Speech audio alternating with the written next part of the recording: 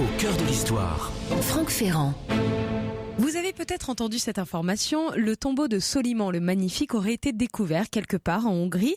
Alors pour nous en apprendre davantage, Franck Ferrand a invité aujourd'hui un grand connaisseur de la Turquie, le journaliste Gilles Martin-Chauffier. Bonjour Franck. Bonjour Anissa, bonjour à tous. Chaque jour nous essayons, c'est vrai, de vous donner des clartés de l'actualité historique, la sortie d'un film ou d'un livre, une exposition, un anniversaire et bien entendu ces petites nouvelles archivistiques ou archéologiques qui viennent en quelque sorte pimenter notre quotidien. Et à propos de pimenter le quotidien, nous allons dire au revoir cet après-midi au grand écrivain qui nous a accompagnés toute la semaine. Et oui, j'imagine que nous aurons l'occasion un jour ou l'autre de retrouver Proust.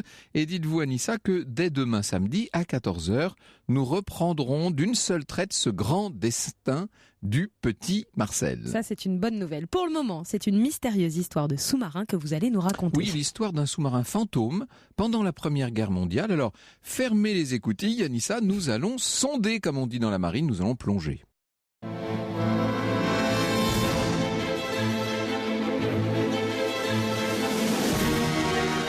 Europe 1, 14h, 15h, au cœur de l'histoire.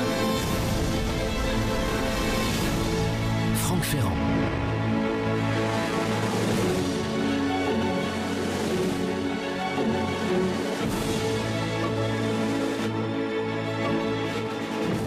Sous-marin ennemi droit devant. Nous sommes début février 1915 à bord d'un destroyer britannique de près de 80 mètres de long et qui patrouille dans les eaux froides de la mer du Nord. Et vous imaginez que lorsqu'ils entendent cet ordre, sous-marin ennemi droit devant, les canonniers se ruent à leur poste. À l'horizon, malgré la grisaille et la brume, ils distinguent, je dis à l'horizon, c'est environ à 4 km, ils distinguent un kiosque de sous-marins. Évidemment, les canonniers se préparent à faire feu. On l'aura facilement celui-là, lance un matelot, à condition qu'on ne reçoive pas une torpille avant. Quelques secondes passent, le commandant du contre-torpilleur ne semble pas pressé de donner l'ordre attendu. Mais alors, qu'est-ce qu'il fait? Mais qu'est-ce qu'on attend pour tirer? 3 miles, pas de feu vert du commandant. 2 miles, toujours pas d'ordre. Là, les canonniers sont anxieux, ils se regardent interloqués, ils sont de plus en plus inquiets. Si une torpille part du sous-marin, il risque de ne pas rester grand-chose du destroyer. Personne n'a oublié que quelques semaines plus tôt, en septembre 1914, un de ces sous-marins, un U-9, avait torpillé 3 croiseurs britanniques en mer du Nord, et tout ça avait eu lieu en moins d'une heure. Le navire de guerre s'approche du sous-marin, il lui tourne autour. Les canonniers sont stupéfaits, ils font les gros yeux. Ce n'est tout de même pas tous les jours qu'ils ont l'occasion de voir un bateau ennemi d'aussi près. C'est un U-boat, un long sous-marin allemand. Le kiosque noir est à demi émergé, la coque est intacte. La guerre doit être finie, ironise le canonnier. Mais l'équipage n'a pas tellement le cœur à rire. Pourquoi ne pas espionner ce sous-marin? Pourquoi ne pas surtout lui tirer dessus? Les secondes passent, les hommes n'en reviennent pas. Les turbines du destroyer tournent à toute vapeur et le voilà qui s'éloigne du sous-marin ennemi et qui prend la direction du nord. Cette fois, le vieux est devenu fou, murmurent les marins. Il est temps qu'il prenne sa retraite. Et bientôt, l'étrange kiosque allemand disparaît loin derrière dans la brume. Lorsqu'ils rentrent au port après leur patrouille, les hommes du destroyer, évidemment, reviennent sur cette aventure. Et les autres canonniers, ceux d'autres équipages, se moquent d'eux. « Oh, les gars, vous avez été victimes d'une hallucination. Vous avez confondu l'un des nôtres avec un ennemi. » L'équipage se dit qu'après tout, c'est peut-être ce qui s'est passé. Ça paraît tellement absurde qu'un navire anglais n'attaque pas un sous-marin allemand en pleine période de guerre. Bon, vous avez vu un sous-marin anglais et puis c'est tout. Ou alors un Q-ship, dit quelqu'un. Le Q-ship, ce sont les navires de guerre, les bateaux-pièges. Vous savez, des navires de guerre camouflés en chalutier ou en cargo. Lorsque le sous-marin allemand les voit, il fait surface pour mitrailler à vue et comme ça économiser une torpille. Donc il ne se méfie pas et le bateau-piège en profite pour tirer le premier. Forcément, si c'est un bateau-piège, il ne vous a pas tiré dessus, il ne va pas attaquer un allié. Sauf qu'on ne voit pas pourquoi un bateau-piège serait déguisé en sous-marin allemand. La semaine suivante, un autre destroyer anglais repère lui aussi le sous-marin allemand et il tire un premier obus. Au bout de quelques secondes seulement, ordre est donné de cesser toute attaque. On ne tire plus. et le destroyer s'éloigne. Là encore, les canonniers sont restés dans l'incompréhension la plus totale, mais le sous-marin n'avait même pas été touché. Toutes les unités de la flotte anti-sous-marine ne parlent désormais plus que de ce sous-marin mystérieux. Et de plus en plus, les marins se convainquent que ce n'est pas un bateau-piège, qu'il s'agit plutôt d'un navire protégé par l'amirauté. Et du côté des commandants, évidemment, on a de plus en plus de mal à comprendre les ordres qui viennent de l'amirauté. « Nous comprenons l'étonnement de vos équipages, dit-on en haut lieu. Mais vous sentez bien que nous devons garder le secret jusqu'à ce que nous soyons sûrs du résultat.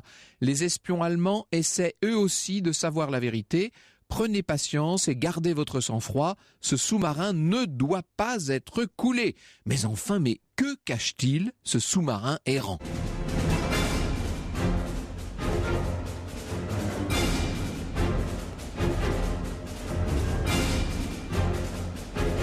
À ce stade de mon histoire, il faut que je revienne 2 mois en arrière. Nous sommes à l'état-major en janvier 1915.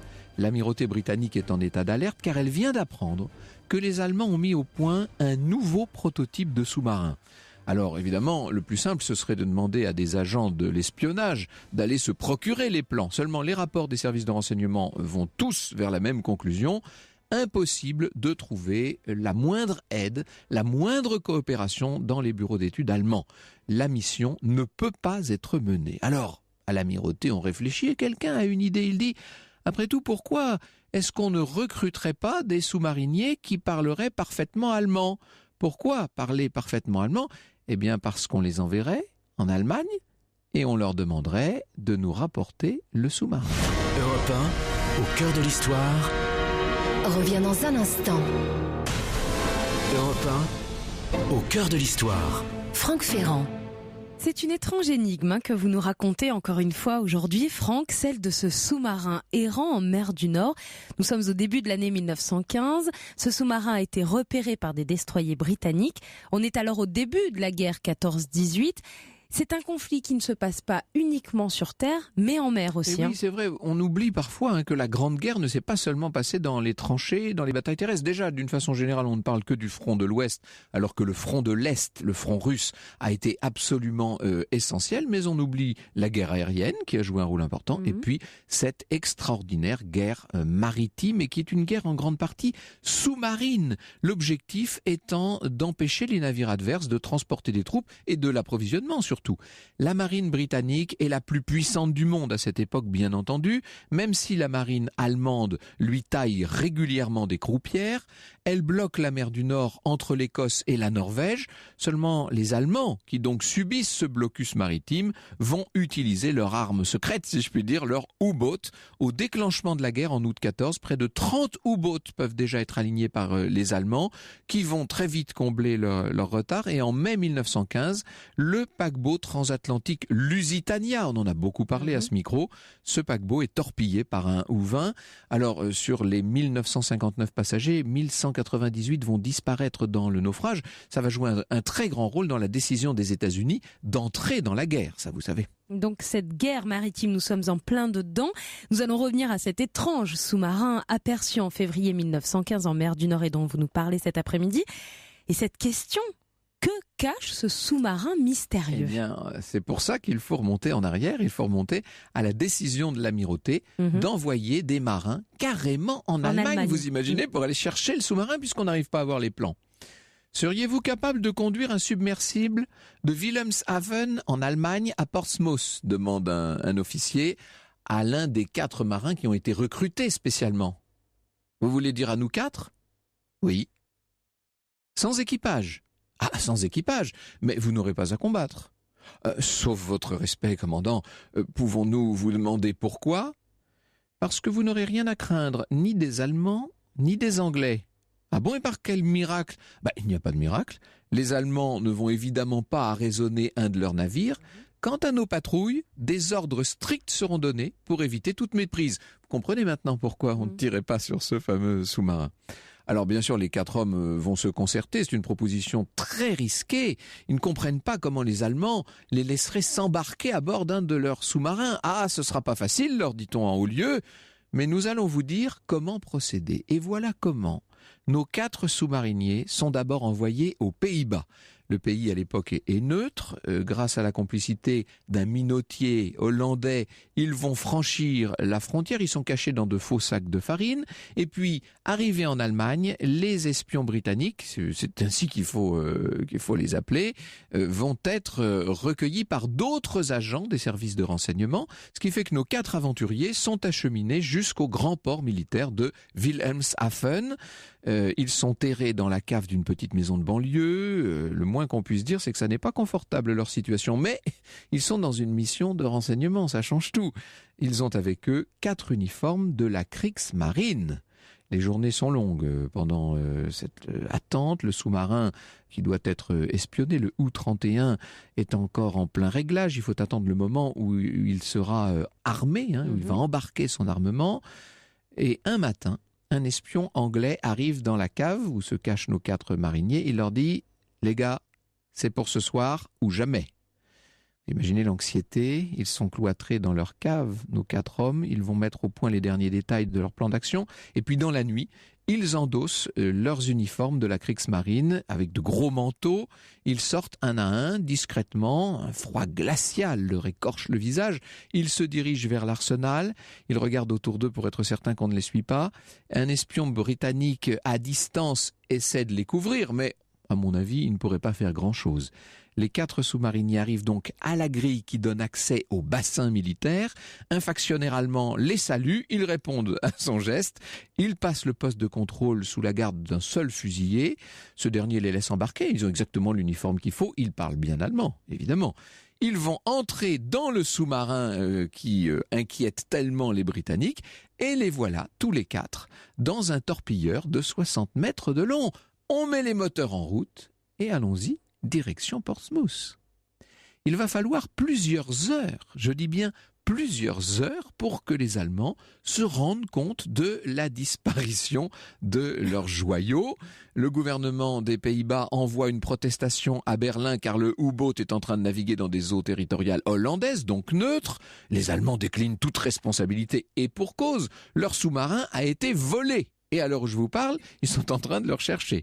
Des torpilleurs de la Kriegsmarine reçoivent l'ordre de détruire un submersible inconnu aperçu près de Hambourg. Mais lorsqu'il a été vu, son kiosque émergeant seul des vagues, le commandant de l'escadrille n'a pas pu ouvrir le feu. Car le sous-marin n'a pas pris la fuite à l'approche des torpilleurs. On leur a dit qu'ils ne risquaient rien, ils avancent. Et l'autre se dit, mais ce sont des collègues, ce sont des Allemands. Il doit être en train de remplir, ce sous-marin, une mission un peu particulière. Côté anglais, en revanche, on n'a plus de nouvelles du sous-marin volé. On l'a perdu de vue. Alors, il y a eu ces 2 destroyers qui l'ont rencontré et qui donc, conformément aux ordres, n'ont pas tiré. Un matin, un capitaine d'un vapeur belge qui revient d'Afrique fait un rapport absolument essentiel. Au large de Yarmouth, une ville côtière du comté de Norfolk, on est donc au centre-est de l'Angleterre, il a vu, ce Belge, il a vu un étrange sous-marin dont le kiosque est à moitié émergé. Mais grâce à ma manœuvre, dit-il, j'ai réussi à lui échapper. L'avez-vous coulé ? Demande l'amirauté avec anxiété. Ah ben non, il était trop loin pour pouvoir être attaqué. On s'est contenté d'éviter sa torpille et on a fui à toute vitesse. Une torpille ? Êtes-vous certain qu'il vous a lancé une torpille ? Je vois pas comment il aurait laissé passer une telle occasion, dit le capitaine belge, très fier de lui. Bravo pour votre courage et votre sang-froid, lui dit-on, mais dès qu'il a le dos tourné, évidemment, à l'amirauté britannique, on ne peut pas s'empêcher de sourire. Évidemment que le sous-marin ne lui a pas lancé de torpille, puisque ce sont des Britanniques qui sont à l'intérieur. Les jours passent et à mesure que le temps avance, l'amirauté s'inquiète. On ne signale toujours pas ce fameux sous-marin. On le recherche, ça ne donne rien. Ne croyez pas qu'il faudrait maintenant dévoiler la vérité ? Demande un commandant de patrouilleur. C'est une chance qu'un des nôtres non prévenus de la véritable identité du sous-marin ne l'ait pas encore torpillé. Comme les Allemands ne doivent plus le rechercher, prenons-le en remorque. C'est justement ce que nous voulons faire, lui répond-on. Seulement le sous-marin disparaît périodiquement, c'est incompréhensible. Depuis le rapport du capitaine belge, personne ne l'a vu, ce satané sous-marin. Europe 1, au cœur de l'histoire. Europe 1, Au cœur de l'histoire. Franck Ferrand. L'énigme du sous-marin inconnu, voilà le titre que l'on pourrait donner à cette histoire que vous nous racontez cet après-midi. Alors, où est-il passé, ce sous-marin, Franck ? Eh bien, ce sont des pêcheurs qui vont le repérer sur une plage, échoué comme une sorte de baleine. Il est échoué près de Yarmouth. Il faut imaginer cette longue épave noire. Yarmouth, c'est justement là déjà qu'il avait été vu. Alors, on se rend sur place, bien sûr, et c'est bien un U-boat, et c'est bien le U-31, dont la coque est intacte. On va trouver nos 4 hommes morts à l'intérieur, autour du périscope. Alors, que s'est-il passé ? À l'époque, pendant la guerre, on ne le sait pas, et c'est après qu'une enquête, en 1919, va révéler que la mission a été réussie par les mariniers britanniques, sauf qu'une tempête a éclaté, l'équipage a fermé toutes les ouvertures, s'est réfugié dans la chambre de veille, mais à cause du mazout contenu dans les soutes, l'air était devenu irrespirable et nos hommes sont tombés peu à peu dans l'inconscience, dans le coma, et voilà comment le navire est devenu une sorte de navire fantôme qui a dérivé jusqu'au naufrage.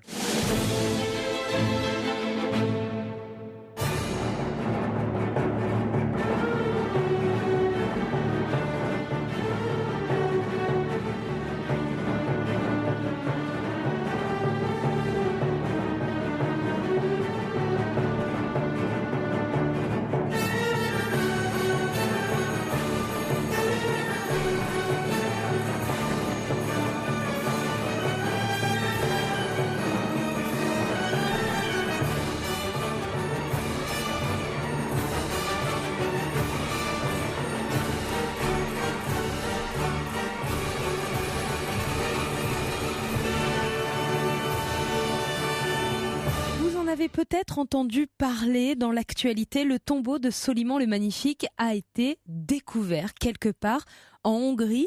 On en parle et nous allons plus loin cet après-midi. Avec votre invité, Franck Ferrand, vous recevez Gilles Martin-Chauffier, qui est grand reporter à Paris Match et qui connaît très bien la Turquie. Bonjour Gilles Martin-Chauffier. Bonjour. C'est une nouvelle que tout le monde a découverte avec un certain intérêt. Il semblerait que le tombeau, et je crois qu'il faut tout de suite dire, l'un des tombeaux du plus célèbre des souverains ottomans, Soliman le Magnifique, a été découvert en Hongrie il y a quelques semaines. Il est mort en Hongrie déjà, ça il faut le dire, 1566. Oui, il est mort pendant ce qu'il appelait ses fameuses augustes campagnes. C'était la 13e, il en avait mené beaucoup au Proche-Orient et beaucoup en Europe. S'est emparé de Budapest, de Belgrade, et il avait mis le siège devant Vienne. Et là, c'est sa dernière campagne, et effectivement, il est mort pendant la campagne, et d'ailleurs, pendant 15 jours, ils n'ont pas bougé le temps que son fils le rejoigne, pour prendre lui-même le turban. Mais en fait, ce qui est assez drôle et ce qui surprend tout le monde, c'est qu'on savait qu'effectivement le cœur avait été enterré sur place, mais que pour le monde entier, le tombeau de Soliman est à Istanbul, et que c'est la merveilleuse Süleymaniyye. Ouais, c'est ça, il faut dire ce que c'est que la Süleymaniyye. Süleymaniyye, c'est une mosquée gigantesque qui, sur le haut de la ville, qui a été construite par Sinan, qui est solide. Le grand architecte le grand architecte qui est solide comme l'Everest et qui est en même temps fine comme un œuf. C'est-à-dire, elle a l'air extrêmement fine. Les blocs sont énormes pour soutenir ces coupoles gigantesques, mais tout est gravé, sculpté. C'est éblouissant. D'une certaine manière, c'est un peu le mausolée de Soliman. Alors, ce Soliman le Magnifique. Le mausolée qui a une particularité drôle, c'est qu'il y a 4 minarets, parce qu'en fait, il était le 4e sultan ottoman à Istanbul. C'est-à-dire après Mehmet, Mourad, Selim, c'était le 4e, donc 4 minarets. Le tombeau qui vient d'être découvert a été découvert à Székelyedvár. Székelyedvár, ça se trouve à une 30aine de kilomètres de la frontière croate. On est tout à fait dans le sud de la Hongrie, à 230 kilomètres de Budapest. Si vous voulez, Gilles Martin-Chauffier, on va s'y rendre et on va essayer de voir ce qui a été découvert. Europe 1, au cœur de l'histoire.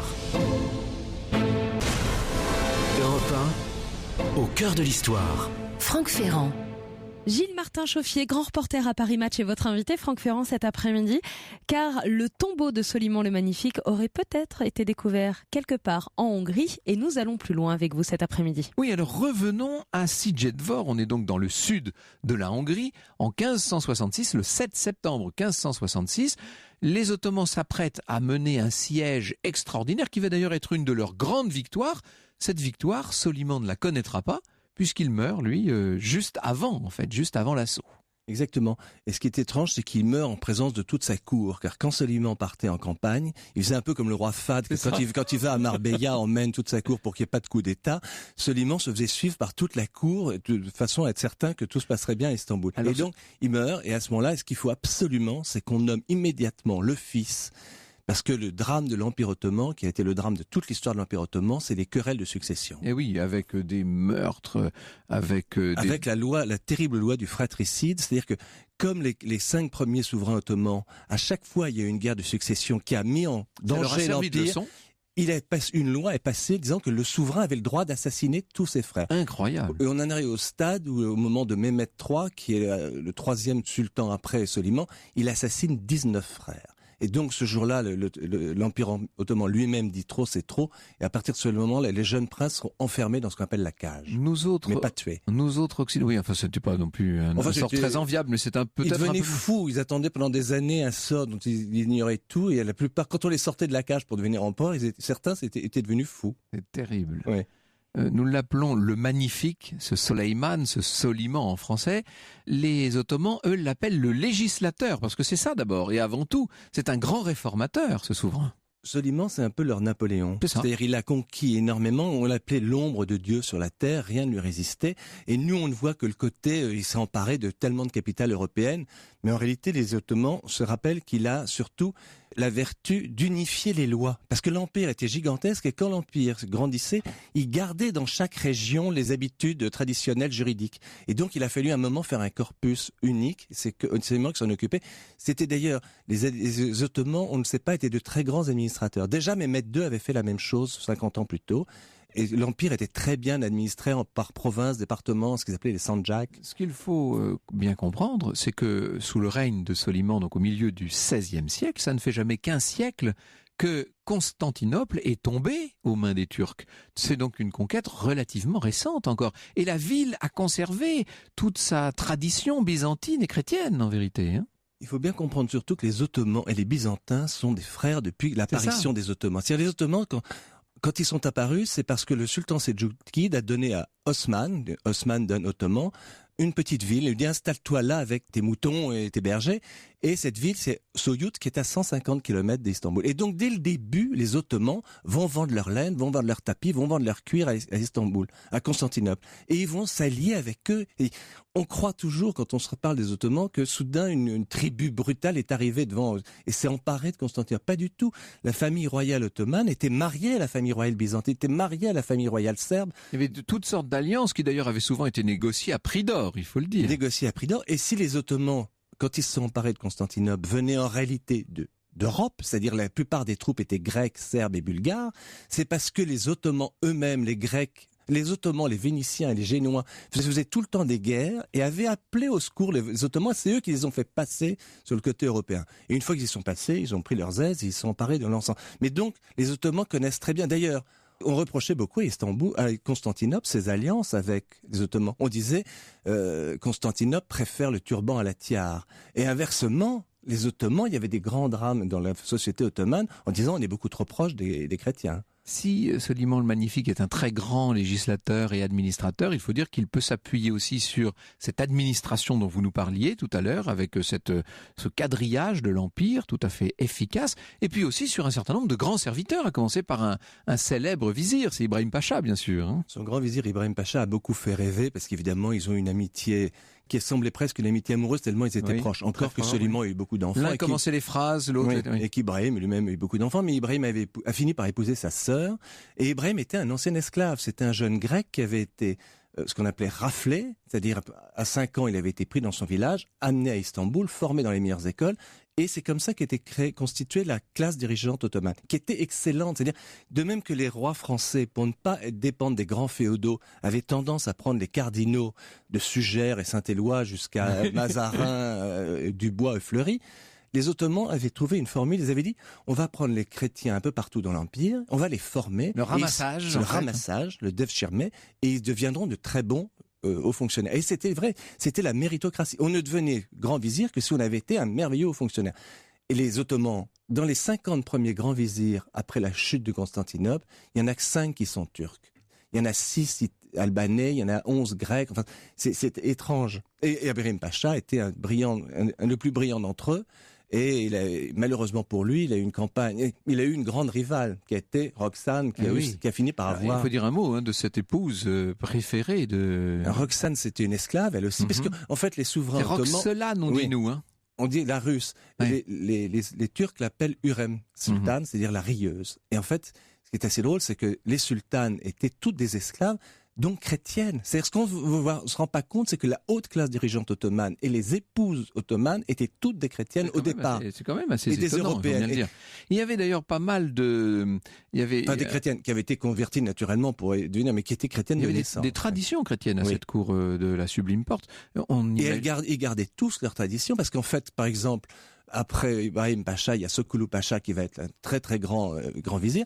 Il est serbe et il nomme son cousin chef du patriarcat serbe. Il favorise énormément la Serbie. Absolument, nous en avons l'image de ce souverain avec l'immense turban blanc, là, peint d'ailleurs par le Titien, qui fait partie de la... Mehmed II avait été peint par Bellini. Et on peut dire qu'il fait partie de la famille des souverains d'Europe. D'ailleurs, François Ier va l'accepter dans cette famille d'une certaine façon. Je dis François Ier et sa mère Louise de Savoie. C'est elle qui effectue les premiers rapprochements avec Constantinople. Et c'est Ibrahim Pacha, c'est le dernier acte d'Ibrahim Pacha, c'est justement de nouer des relations diplomatiques définitives avec la France. Le premier ambassadeur étant Jean de la Forêt, effectivement. Mais les Ottomans la famille royale ottomane était liée aux Européens depuis beaucoup plus longtemps. D'ailleurs, on dit toujours, pour les gens qui veulent s'opposer à la Turquie, disent, d'ailleurs, ils ont fait le siège de Vienne et Soliman. Et quand Soliman fait le siège de Vienne, il faut pas oublier que les troupes derrière Soliman, il y a des troupes turques, il y a des troupes vénitiennes, il y a des troupes hongroises, il y a des troupes polonaises, les Jagiellons sont là. Et paradoxalement, c'est pas Charles Quint, c'est son frère qui défend Vienne.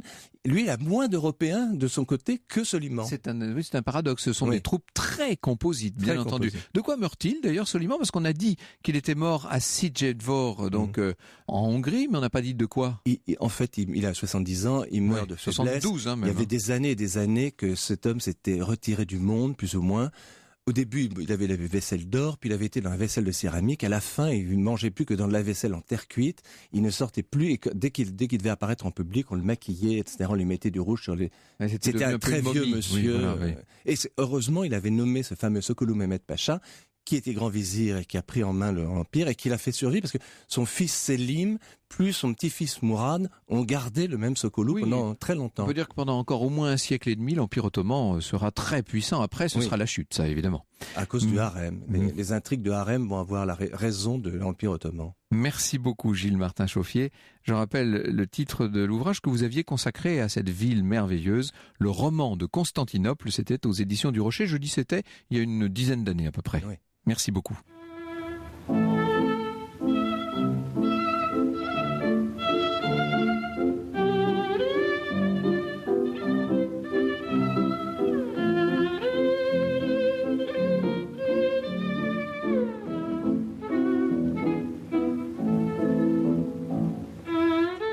Mais que ça passe vite, surtout quand on parle de choses très intéressantes comme la vie de Marcel Proust et son œuvre. C'est déjà le 5e et dernier épisode de ce grand destin consacré à Marcel Proust, Franck. Et oui, et nous allons dire au revoir aujourd'hui, évidemment, à toute cette galerie de portraits qui parlent si fort à ceux qui connaissent déjà la recherche du temps perdu. Et puis, pour tous ceux qui ne la connaîtraient pas, j'espère que ça vous donnera envie d'aller à la rencontre de Madame Verdurin. Vous savez, cette espèce de petite cheftaine de salon qui tient ses fidèles comme des... C'est la patronne, comme l'appelle son mari. Monsieur Verdurin l'appelle la patronne. Elle les tient serrés et il faut qu'il soit là et qu'il soit fidèle. Et puis nous allons dire au revoir à la marquise de Villeparisis, cette vieille dame d'un autre temps. On a l'impression que c'est une femme de l'Ancien Régime, je vais dire du Second Empire, mais mieux que ça, de l'Ancien Régime, qui s'est attardée à la fin du 19e siècle, un peu comme le baron de Charlus, du reste. Nous allons dire au revoir à Swann, bien entendu. Nous allons dire au revoir à Saint-Loup, cette figure tellement élégante et dont on ne sait pas exactement les sentiments qu'elle inspire au narrateur lorsqu'il en parle. Nous allons dire au revoir, bien sûr, à celle qui règne sur l'ensemble de cette galaxie, du haut de sa robe rouge et de ses escarpins de la même couleur. Nous allons dire au revoir à la merveilleuse duchesse de Guermantes. Il y a dans la façon de parler de la duchesse de Guermantes une telle vie, une telle cohérence qu'on a véritablement l'impression que le personnage a existé. Il est vrai qu'il est, vous le savez, la synthèse d'un certain nombre de figures. Et puis bien sûr, les familiers du narrateur. Nous allons dire au revoir à sa grand-mère qui l'a accompagnée, vous savez, jusqu'au bord de la mer, qui est une sorte de seconde maman pour elle. Nous allons dire au revoir à celui qui tout simplement est notre personnage principal, le narrateur. Alors, est-ce que Proust est véritablement le narrateur de La Recherche du temps perdu? Est-ce que le personnage central de cette extraordinaire fresque, sans action et avec en même temps tellement de vie, tellement de débordement dans tous les domaines, est-ce que ce personnage est équivalent à celui que nous avons essayé de cerner pendant tout le cours de cette semaine, à Marcel lui-même, à Marcel Proust? Pas tout à fait. Il me semble que le narrateur, c'est Marcel tel qu'il aurait aimé être, un peu comme généralement font les auteurs lorsqu'ils se mettent en scène. Peut-être qu'en fait, le narrateur, c'est Marcel sans certaines aspérités, sans certaines ombres, sans certaines duretés aussi, car il y a chez Marcel Proust, et j'espère que vous l'aurez senti pendant le cours de cette saga, il y a aussi quelques zones d'ombre. Au cœur de l'histoire. Sur Europe 1.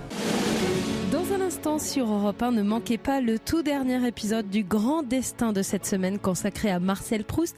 Alors après avoir parlé de son enfance, de la Normandie, de ses amours, ça c'était hier, et bien dans moins d'une minute, Franck Ferrand vous en dit beaucoup plus sur les personnages de La Recherche du temps perdu. Europe Au cœur de l'histoire. 1, Franck Ferrand. Et pour ce dernier épisode consacré à Marcel Proust, car nous sommes vendredi, aujourd'hui, Franck Ferrand, vous avez décidé de nous parler de ces personnages si nombreux dans les œuvres de Marcel Proust. Oui, la dernière domestique de Marcel Proust, celle qui devait lui survivre et contribuer largement à entretenir la flamme, s'appelait Céleste Albaret. Elle est entrée au service du grand écrivain quelque temps seulement avant la Première Guerre mondiale.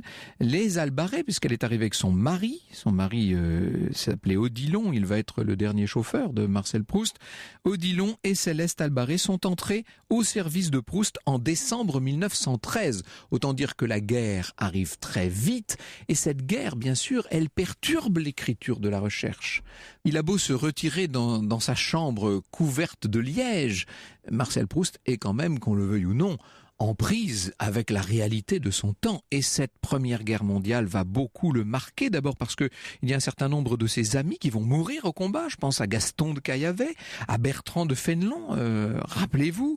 Et puis son frère, Robert, va participer au combat. Il est capitaine. D'ailleurs, il va recevoir la Légion d'honneur en 1915. Et Marcel, lui, qui est tellement malade, tellement asthmatique, tellement intransportable, évidemment est exempté. Mais il se demande si la guerre ne va pas le rattraper tout de même. Elle le rattrape en tout cas par la tension qu'elle fait régner, par le côté sombre d'une époque qui va fortement teinter le dernier tome de La Recherche du temps perdu, Le temps retrouvé, qui est écrit en grande partie pendant l'année 1917. Cette guerre alimente littéralement le récit de Proust qui, entre deux, n'ordonne pas moins quelques dîners au Ritz. Il continue sa vie mondaine, ou en tout cas il essaie. Il faut vous dire qu'il a reçu en 1916 la visite d'André Gide, et que Gide s'est rendu compte de l'erreur qu'avait commis Gallimard, qu'avait commis la NRF en refusant le manuscrit du côté de chez Swann. Et donc, à partir de 1916, Gide va proposer l'édition de la suite de La Recherche du temps perdu. À ce moment-là, Proust écrit Sodome et Gomorrhe, La prisonnière, La fugitive, et puis bien entendu Ce temps retrouvé, qui est en quelque sorte l'accomplissement, qui est la synthèse, qui est la conclusion naturelle de cette œuvre. C'est le 27 juin 1919, année fondamentale 1919. On vient de sortir de la guerre. 27 juin, on est en train de préparer la signature du traité de Versailles. C'est au moment même de la signature de ce traité de Versailles que paraît À l'ombre des jeunes filles en fleurs, en un seul volume à l'époque. Maintenant il est en 2 volumes, mais il sort dans un seul volume. Proust est très heureux de cet ouvrage. Il est convaincu que le fait qu'il y ait maintenant l'estampille Gallimard, NRF, va donner du prestige à l'ouvrage, et il a raison. Puisque dès le mois de décembre, le 10 décembre de cette année 1919, alors qu'un grand nombre d'auteurs de la guerre ont écrit des livres sur ce conflit terrible, alors qu'on peut imaginer que le prix Goncourt va aller récompenser un hommage aux poilus, eh bien non. Le prix Goncourt, grâce notamment à l'influence d'un des membres du jury Goncourt, c'est Léon Daudet, le prix Goncourt est décerné à Marcel Proust pour À l'ombre des jeunes filles en fleurs. Ça, c'est le couronnement. Pour lui, c'est vraiment extraordinaire. Dans la foulée, on publie le premier tome du côté de Guermantes. Marcel Proust est fait chevalier de la Légion d'honneur. Il commence déjà à songer à l'Académie française. Il est en train de renaître, si je puis dire, lui qu'on croyait mourant il y a encore, rappelez-vous, il y a 3 ou 4 ans. Néanmoins, c'est tout de même se montrer un peu optimiste. Et d'ailleurs, Marcel Proust parle de plus en plus de la mort. Il écrit beaucoup sur la mort, notamment dans ce volume du Temps retrouvé. Il en écrit avec un certain humour. Je vous disais hier qu'il y avait beaucoup d'humour chez Marcel Proust. Vous savez qu'un de mes amis, Hippolyte Wouters, a relevé dans l'œuvre de Proust tous les éléments drôles. Et Laure Hillerin a eu l'idée de faire la même chose l'année dernière, et elle a publié chez Flammarion Proust pour rire, qui est une sorte de volume dans lequel elle a relevé de l'humour chez Proust, et notamment de l'humour noir. Et elle parle, enfin quand je dis elle parle, elle a relevé ce passage du Temps retrouvé, où il est question de la princesse de Nassau, cette grande cocotte du monde que j'avais connue autrefois, dit le narrateur. Elle me reconnut, elle me serra la main et fixa sur moi les rondes prunelles mauves de l'air qui voulait dire « Comme il y a longtemps que nous nous sommes vus, nous parlerons de cela une autre fois. » Elle me serrait la main avec force, ne se rappelant pas au juste si en voiture un soir qu'elle me ramenait de chez la duchesse de Guermantes, il y avait eu ou non une passade entre nous. À tout hasard, elle sembla faire allusion à ce qui n'avait pas été, chose qui ne lui était pas difficile puisqu'elle prenait un air de tendresse pour une tarte aux fraises, et mettait, si elle était obligée de partir avant la fin de la musique, l'air désespéré d'un abandon qui toutefois ne serait pas définitif. Incertaine d'ailleurs sur la passade avec moi, son serrement de main furtif ne s'attarda pas, et elle ne me dit pas un mot. Elle regarda seulement, comme j'ai dit, d'une façon qui signifiait qu'il y a longtemps. Puis, m'ayant quitté, elle se mit à trotter vers la porte pour qu'on ne se dérangeât pas pour elle, pour me montrer aussi que, si elle n'avait pas causé avec moi, c'est qu'elle était pressée pour rattraper la minute perdue à me serrer la main, afin d'être exacte chez la reine d'Espagne qui devait goûter seule avec elle. Même près de la porte, je crus qu'elle allait prendre le pas de course. Elle courait en effet, elle courait vers son tombeau. Europe 1, Au cœur de l'histoire. Europe Au cœur de l'histoire. 1, Franck Ferrand. Cet après-midi, Franck, pour le dernier épisode de cette saga consacrée à Marcel Proust, vous nous parlez des personnages d'À la recherche du temps perdu. Alors, ce qu'on aimerait savoir, c'est est-ce que le narrateur et Marcel Proust sont la même personne ? Tout se mêle, vous savez. Regardez la façon dont Proust décrit la mort de Bergotte, le critique Bergotte, l'amoureux de l'art. Il mourut, écrit-il, dans les circonstances suivantes. Une crise d'urémie assez légère était cause qu'on lui avait prescrit le repos. Mais un critique ayant écrit que dans la vue de Delphes de Vermeer, prêté par le musée de La Haye pour une exposition hollandaise, tableau qu'il adorait et croyait connaître très bien, un petit pan de mur jaune, qu'il ne se rappelait pas, était si bien peint qu'il était, si on le regardait seul, comme une précieuse œuvre d'art chinoise, d'une beauté qui se suffirait à elle-même. Bergotte mangea quelques pommes de terre, sortit et entra à l'exposition. Dès les premières marches qu'il eut à gravir, il fut pris d'étourdissement. Il passa devant plusieurs tableaux et eut l'impression de la sécheresse et de l'inutilité d'un art si factice et qui ne valait pas les courants d'air et de soleil d'un palazzo de Venise ou d'une simple maison au bord de la mer. Enfin, il fut devant le Vermeer, qu'il se rappelait plus éclatant, plus différent de tout ce qu'il connaissait, mais où, grâce à l'article du critique, il remarqua pour la première fois des petits personnages en bleu, que le sable était rose, et enfin la précieuse matière du tout petit pan de mur jaune. Ses étourdissements augmentaient. Il attachait son regard comme un enfant à un papillon jaune qu'il veut saisir au précieux petit pan de mur. C'est ainsi que j'aurais dû écrire, disait-il. Mes derniers livres sont trop secs. Il aurait fallu passer plusieurs couches de couleurs, rendre ma phrase en elle-même précieuse comme ce petit pan de mur jaune. Cependant, la gravité de ses étourdissements ne lui échappait pas. Dans une céleste balance lui apparaissait, chargeant l'un des plateaux, sa propre vie, tandis que l'autre contenait le petit pan de mur si bien peint en jaune. Il sentait qu'il avait imprudemment donné la première pour le second. « Je ne voudrais pourtant pas, se dit-il, être pour les journaux du soir le fait divers de cette exposition. » Il se répétait « petit pan de mur jaune avec un auvent, petit pan de mur jaune ». Cependant, il s'abattit sur un canapé circulaire. Aussi brusquement il cessa de penser que sa vie était en jeu et revenant à l'optimisme se dit « C'est une simple indigestion que m'ont donné ces pommes de terre pas assez cuites, oh ce n'est rien ». Un nouveau coup l'abattit, il roula du canapé par terre où accoururent tous les visiteurs et gardiens. Il était mort. La mort est là, elle rôde autour de Marcel Proust. Un matin du printemps 1922, quand je dis un matin, c'est à la mode de Proust, autant dire qu'il ne doit pas être loin de 3 heures de l'après-midi. Pour la première fois en 9 ans de service, Céleste, rappelez-vous Céleste Albaret, voit ce grand malade lui adresser la parole au sortir du sommeil. Habituellement, il attendait d'avoir d'abord ingurgité une tasse de café noir. « Bonjour Céleste », dit-il. Et là, je laisse la parole à la servante. Un instant, son sourire apparut déguster ma surprise, puis il a repris « Vous savez, il est arrivé une grande chose cette nuit. » « Que s'est-il passé, monsieur ?» ?»« Devinez. » La jeune femme fait quelques tentatives, puis elle donne sa langue au chat. « Eh bien, Céleste, je vais vous le dire, c'est une grande nouvelle. Cette nuit, j'ai mis le mot « fin ». Il a ajouté, nous dit Céleste Albaret, toujours avec son sourire et cette lumière dans son regard, « Maintenant, je peux mourir. » Ce n'était pas un vain mot, puisque, quelques mois plus tard, le 18 novembre 1922, Marcel Proust rendait son dernier souffle. De nouveau Céleste, la pauvre est pleine de larmes, je la cite, « Je n'ai quitté Monsieur Proust qu'au cimetière, et même alors je n'y croyais pas. Et puis un jour, il y a eu cette chose extraordinaire. Comme j'étais descendu de l'appartement, j'ai vu soudain la vitrine de la librairie qui était près de la maison rue Hamelin. Elle brillait de lumière. Et derrière la glace, il y avait les ouvrages parus de Monsieur Proust 3 par 3. J'en ai eu comme un éblouissement de ces presciences et de cette certitude qu'il y avait en lui, en pensant à la page de son livre où il parle de la mort de Bergotte. On l'enterra, mais toute la nuit funèbre, aux vitrines éclairées, là c'est Proust qui parle, vous le comprenez, les livres disposés 3 par 3 veillaient comme les anges aux ailes déployées et semblaient pour celui qui n'était plus le symbole de la résurrection. À moins, mais Céleste ne paraît pas y avoir songé, à moins que le libraire de la rue Hamelin n'ait été un lecteur attentif de la recherche et qu'il n'ait accompli avec cette jolie vitrine, avec ses ouvrages disposés comme dans le livre 3 par 3, le plus conscient, le plus touchant des hommages.